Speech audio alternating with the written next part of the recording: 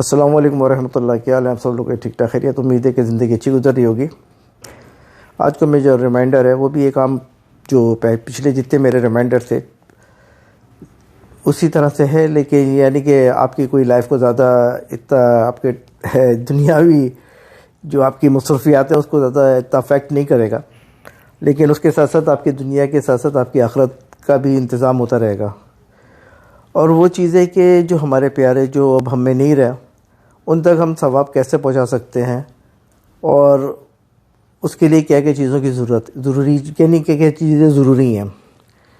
دیکھیں، انسان جب مرتا ہے جو جاننا بہت ضروری ہے کہ جب انسان دنیا سے چلا جاتا ہے تو اس کے سارا حساب کتاب عمل نامہ بند ہو جاتا ہے، سوائے 3 چیزیں ایسی ہیں جو انسان کے مرنے کے بعد بھی اس کا ثواب ان تک پہنچتا رہتا ہے. لیکن یہ 3 چیزیں بھی بیس کرتی ہیں آپ کی زندگی میں. جب وہ انسان زندہ تھا تو اس نے کیا ایسے کام کیے کہ جن کا ثواب اس کو اس کے مرنے کے بعد ہی ملتا رہے گا. وہ 3 چیزیں بڑی امپورٹنٹ ہیں. سب سے چیز یہ اہم چیز جو ہے اس کے اندر، یعنی 3 چیزیں تینوں ہی اہم ہیں. یعنی ایک ایسا عمل جو آپ نے اپنی زندگی میں کوئی صدقہ جاریہ، یعنی کوئی مسجد بنوا دی آپ نے، کہیں پر پانی کا انتظام کر دیا، اس طرح کا عمل جو لوگوں تک اس کا فائدہ پہنچتا رہے، اور جب تک اس فائدہ پہنچتا رہے گا لوگوں کو اس کا ثواب ملتا رہے گا، چاہے وہ انسان زندہ ہے یا اس کی موت ہو گئی ہے، اور مرنے کے بعد بھی اس تک اس کا ثواب ملتا رہے گا.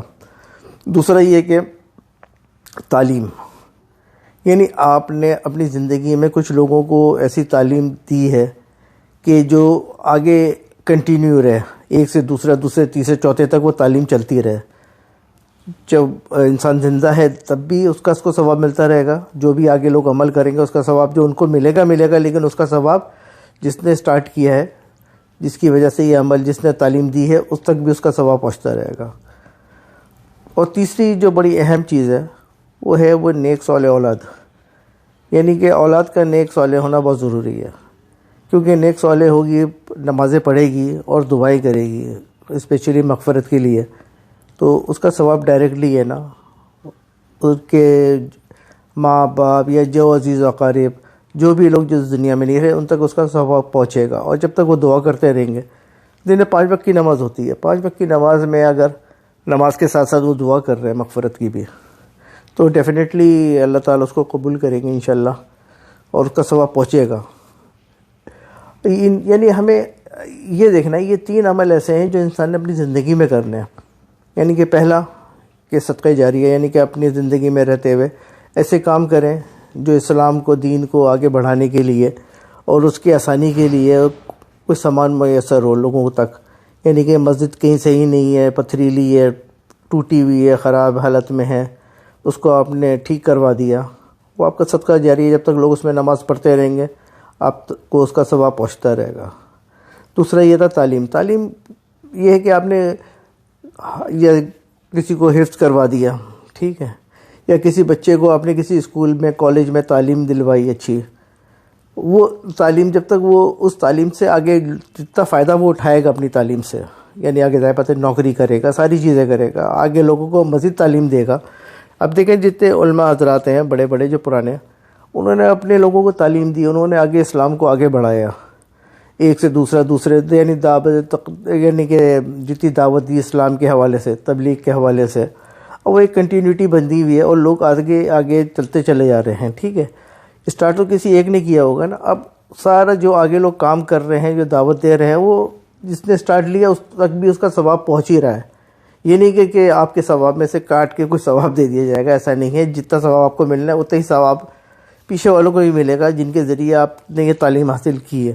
تو اپنی زندگی میں ان چیزوں کا بڑا اہتمام کریں کہ صدقہ جاریہ کا بہت زیادہ اہتمام کریں جتنا آپ کی حیثیت اوقات ہے اس کے حساب سے. دوسرے کہ اپنے بچوں میں، رشتہ داروں میں، دوسرے مدرسے کے بچے جو افورڈ نہیں کر سکتے ان کے اندر تعلیم، قرآن حفظ کرواتے ہیں آپ، ٹھیک ہے، یا آپ خود آپ کو انفارمیشن ہے یا معلومات ہیں وہ آگے تک لوگوں تک پہنچائیں.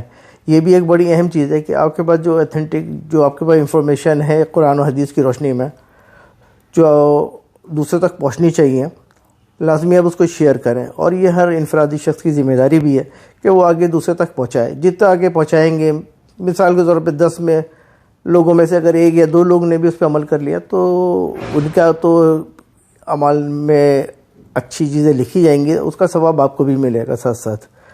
ٹھیک، یعنی کہ دنیا میں جب تک زندہ ہیں جب تک ملنا ہی ملنا ہے، مرنے کے بعد بھی یہ آپ کے حساب میں یہ کاؤنٹ ہوتی رہیں گی جب تک وہ آگے تعلیم بڑھتی رہے گی، لوگ اس پہ عمل کرتے رہیں گے. تو ان چیزوں کا اہتمام کریں. اور تیسرا ہے کہ آپ کی نیکسٹ والے اولاد، یعنی کہ میں اکثر کہتا ہوں کہ اپنی ہر ویڈیو میں کہ آپ اپنے اعمال کو اپنے بچوں پہ بھی اس کو اپلائی کریں.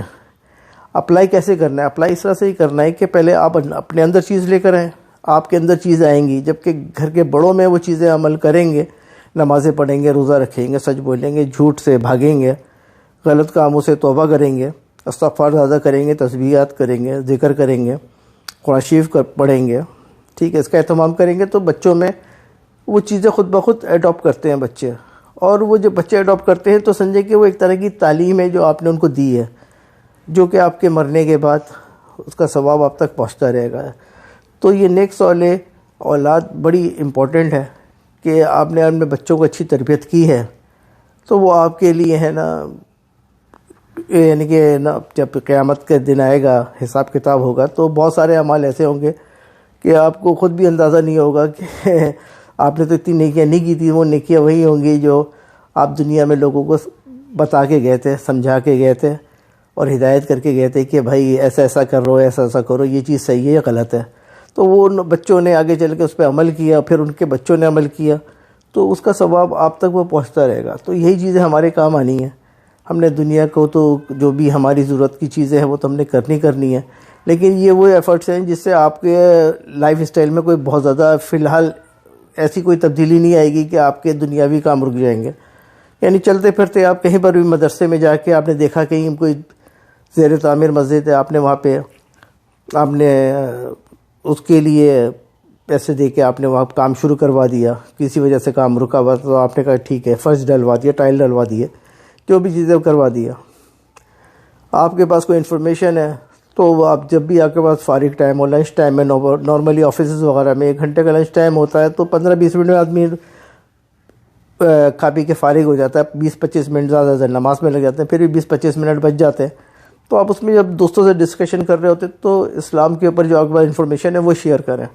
اس میں شیئر کرنے میں ہوگا تو ایک طرح کی آپ کے پاس جو آپ کی تعلیم انفارمیشن ہے وہ آپ شیئر کر رہے ہیں تو وہ ایک انفارمیشن پاس ہو جاتی ہے ایک سے دوسرے میں. وہ جب دوسرے میں پاس ہوتی ہے تو وہ آگے کہیں کسی گیدرنگ میں بیٹھے گا تو وہ آگے بھی مزید اس کو پاس آن کرے گا. تو وہ ایک طرح کا وہ تعلیم کا سلسلہ. تیسرا جو تھا امپورٹنٹ کہ نیکسٹ والے اولاد، اس پہ بہت زیادہ محنت کرنے کی ضرورت ہے، کیونکہ آج کل کے جو ماحول میں یہ بہت مشکل چیز ہو گئی ہے کہ نیکسٹ والے اولاد بہت کم نظر آتی ہیں. اسپیشلی آپ دیکھیں کہ گھروں میں نمازوں کا رجحان ہی نہیں ہے.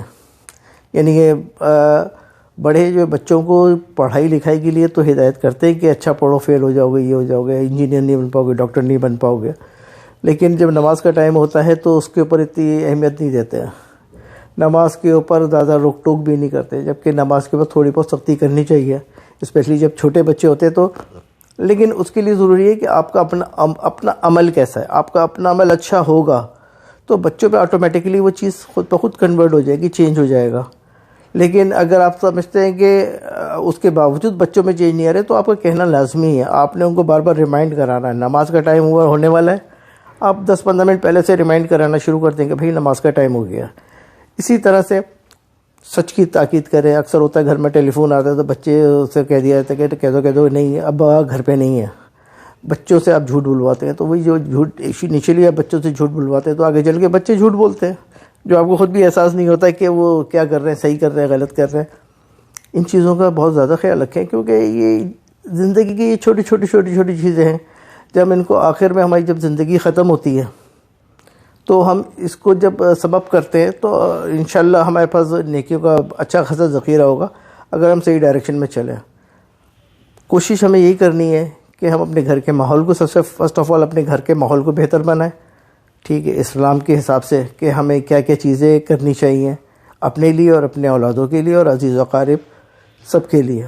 دوسرا یہ کہ صدقہ جاریہ کے طور پہ آپ کا مسجد میں یا کسی مدرسے میں کہیں پر بھی یا کہیں کنواں کھدوا دیا کہ پانی کی قلت ہے، ٹھیک ہے، اس طرح کی اس میں آپ اس میں تھوڑا دھیان دیں۔